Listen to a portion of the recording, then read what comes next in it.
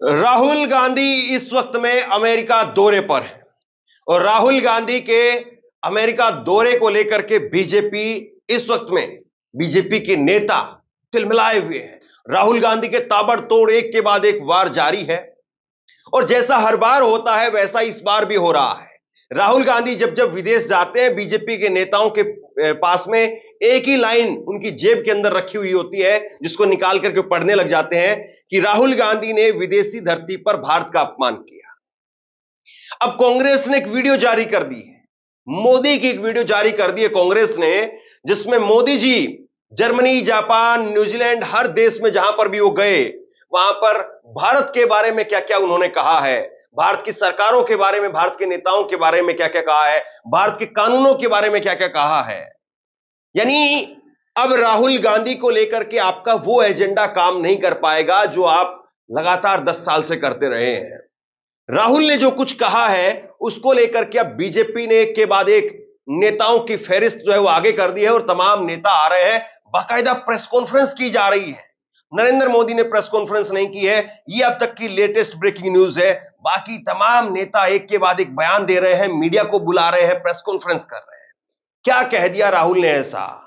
राहुल ने दरअसल कई सारे मुद्दों पर यहां पर बीजेपी को छेड़ दिया। राहुल ने कहा कि अगर चुनाव निष्पक्ष होते तो बीजेपी 240 पर भी नहीं आती। क्या यह बात राहुल पहले नहीं कहते रहे हैं? बाहर बोल करके राहुल ने देश का अपमान कर दिया। पहला सवाल, राहुल ने कहा कि भारत में नरेंद्र मोदी, आरएसएस एक विचार उसको पूरे देश पर थोपना चाहते हैं, जबकि भारत में अलग अलग प्रांत हैं, अलग अलग भाषाएं हैं, अलग अलग बोलियां हैं, अलग अलग लोगों के विचार हैं और उन सबको एक साथ लेकर के हम चलना चाहते हैं, जबकि बीजेपी, आरएसएस एक ही विचार को सब पर थोपना चाहते हैं। अब इसमें कौन सा भारत का अपमान कर दिया, बताइए आप। राहुल ने इसके बाद में कहा कि हम इस बात की लड़ाई लड़ रहे हैं कि अगर कोई व्यक्ति, और उन्होंने एक सिख व्यक्ति उनके सामने बैठा हुआ था, उसका उदाहरण देते हुए कहा कि अगर एक सिख व्यक्ति है तो भारत के अंदर वो अपनी मर्जी से, अपनी आजादी से वो पगड़ी पहन सके, कड़ा पहन सके, गुरुद्वारे के अंदर जा सके। हम इस बात की जो है वो लड़ाई लड़ रहे हैं। अब इसमें कौन सा अपमान हो गया? लेकिन बीजेपी के नेताओं ने इसको लेकर के बाकायदा प्रेस कॉन्फ्रेंस कर, और बीजेपी के नेता कह रहे हैं कि भारत में राहुल गांधी सिखों को भड़काना चाहते हैं। मजेदार बात यह है कि जब जब कंगना रनौत सिखों के बारे में, पंजाब के बारे में कुछ बोलती हैं, तब भाजपा के तमाम नेता कुछ नहीं बोल पाते हैं। लेकिन आज राहुल गांधी के ऊपर, और राहुल ने ऐसा क्या कहा?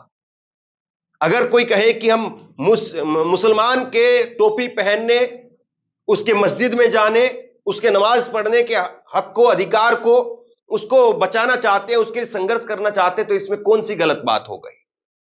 तो राहुल ने एक के बाद एक बीजेपी को घेरा और राहुल को लेकर के आज बीजेपी में किस तरीके की बौखलाहट मची हुई है, खलबलाहट है, खलबली मची हुई है, ये मैं आपको दिखाता हूं। राहुल का बयान है, अमेरिका में आरएसएस पर राहुल ने बोला कि आरएसएस मानता है कि भारत एक विचार है, जबकि हम मानते हैं कि भारत कई विचार से बना है।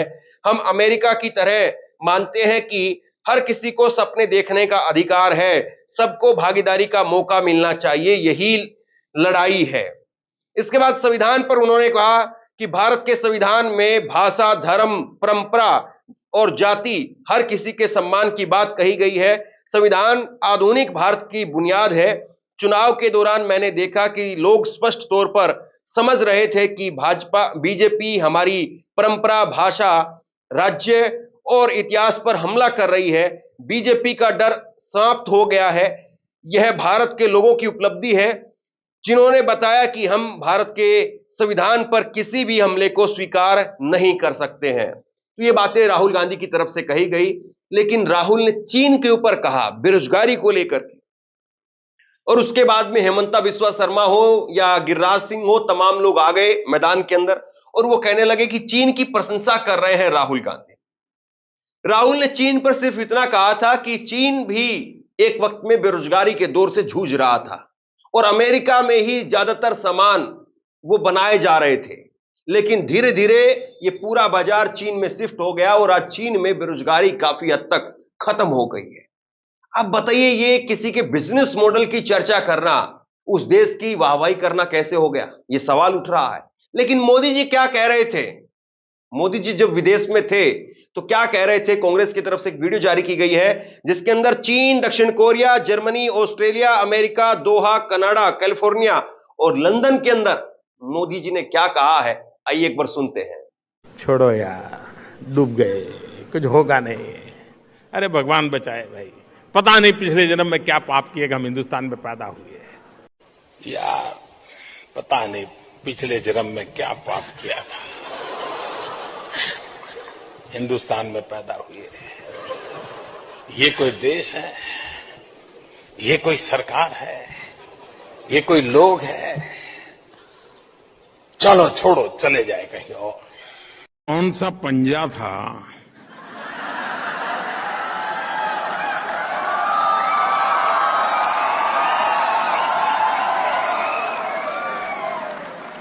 जो 85 पैसा घिस लेता था सरकार? आपको हैरानी होगी, मैंने आकर के, पहले की सरकारें इस बात का गर्व करती थी कि हमने ये कानून बनाया, हमने ढिकना कानून बनाया, हमने फलाना कानून बनाया। आपने सुना होगा सब चुनाव में। मेरी गाड़ी उल्टी है। उनको कानून बनाने में मजा आता था, मुझे कानून खत्म करने में आनंद आता है।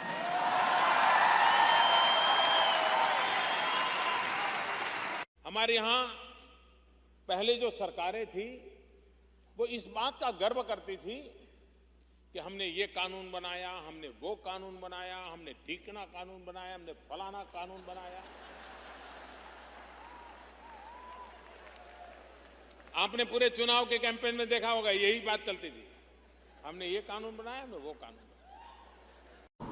सरकार की अपनी अनिर्णायकता के कारण, लेथार्जी के कारण, इनडिसिसिव के कारण, गलत परसेप्शन के कारण जो चीजें रुकी है, उसको मैं सबसे पहले सुलझाने की दिशा में प्रयास करूंगा।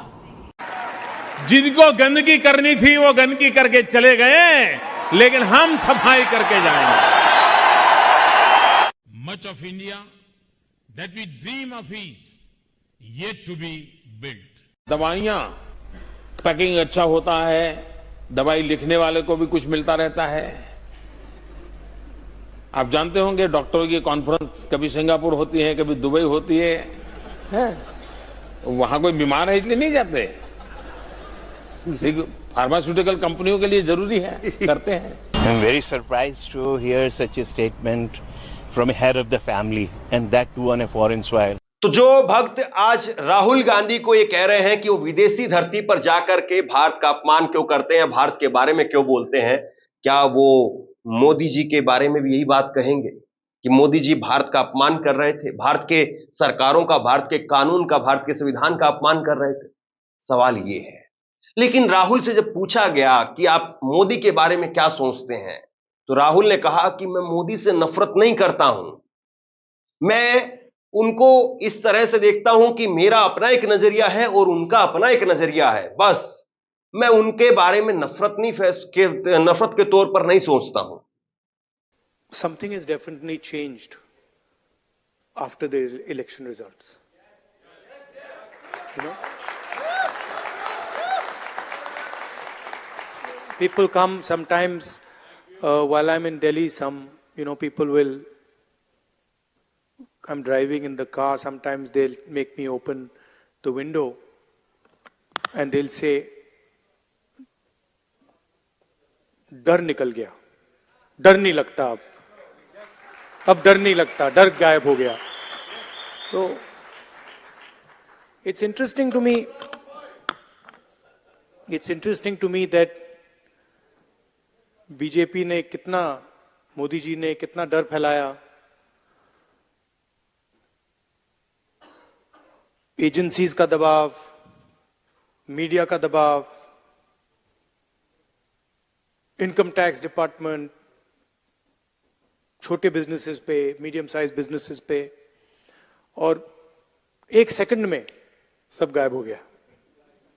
अजीब सी बात है, मतलब सालों लगे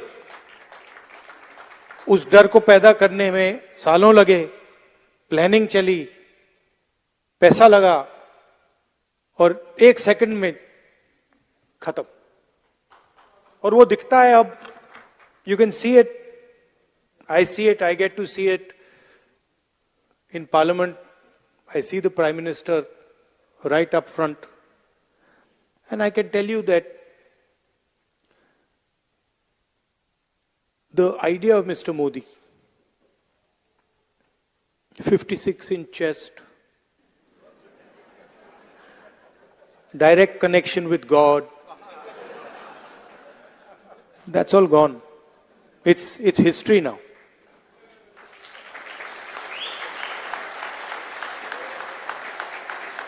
And he realizes it, India realizes it, his partners in government realize it, the 3 or 4 senior ministers in his government realize it. Rahul Gandhi यहीं पर नहीं रुके। राहुल ने कहा कि मैं जब संसद में अपने सामने मोदी जी को देखता हूं तो मैं देखता हूं कि उनका 56 इंच का सीना वो खत्म हो गया है। भास्कर ने लिखा है, संसद में मैं प्रधानमंत्री को सामने देखता हूं तो मैं बता सकता हूं कि पीएम मोदी का विचार, 56 इंच का सीना, भगवान से सीधा संबंध, अब सब खत्म हो गया है, यह सब अब इतिहास बन गया है। यह राहुल ने कहा। और इसके बाद में राहुल ने जो चीन को लेकर के कहा, मैं उसका हिंदी अनुवाद आपको बता देता हूं। राहुल ने ये सारी बातें अंग्रेजी में वहां पर कही है, अंग्रेजी में उन्होंने अपना भाषण दिया। हिंदी अनुवाद उसका सुनिए और उसके बाद में बीजेपी के नेता इस पर किस तरीके से बवाल यहां पर काट रहे हैं उसको भी हम देखेंगे। तो राहुल ने चीन को लेकर के कहा, अमेरिका के अंदर बेरोजगारी के ऊपर सवाल था। आज भारत में फोन, फर्नीचर और कपड़े, हर चीज के पीछे मेड इन चाइना लिखा होता है। दुनिया में हर जगह रोजगार की समस्या नहीं है।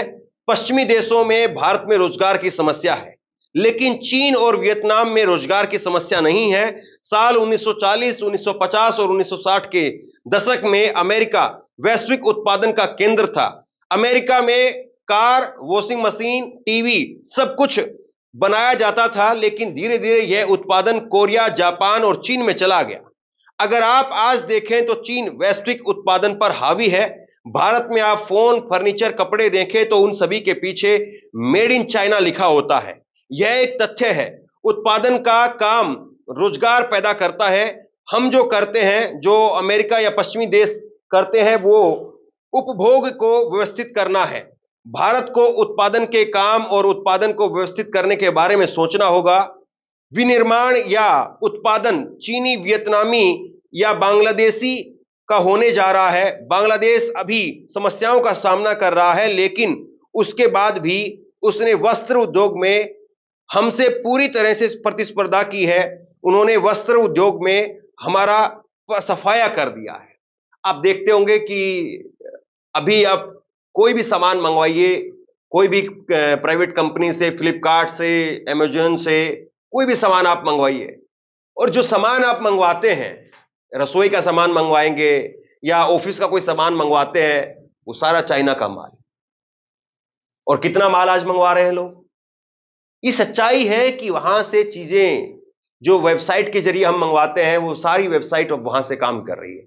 और अब ग्लोबल जो है, वो भारत नहीं रहा। कोई भी मुल्क वो केवल अब अपनी सीमाओं के अंदर नहीं है। अब हर मुल्क जो है वो एक दूसरे से कनेक्टेड है। हर देश एक दूसरे से कनेक्टेड है।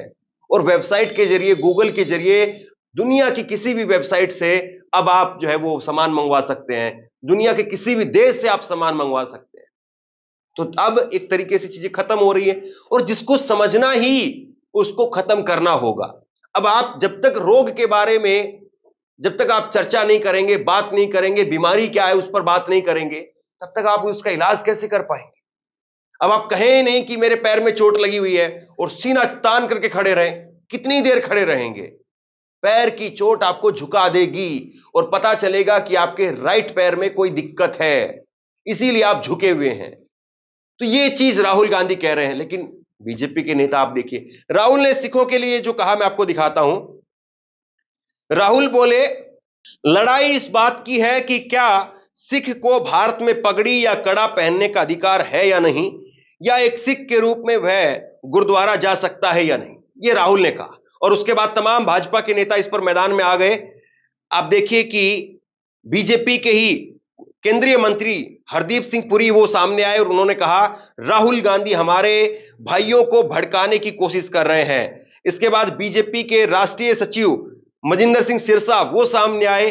राहुल गांधी ने अमेरिका में सिखों के लिए नफरत की वाली भाषा बोली है। और उसके बाद में बीजेपी ने अपने सिख नेताओं को प्रेस कॉन्फ्रेंस करने के लिए उतार दिया।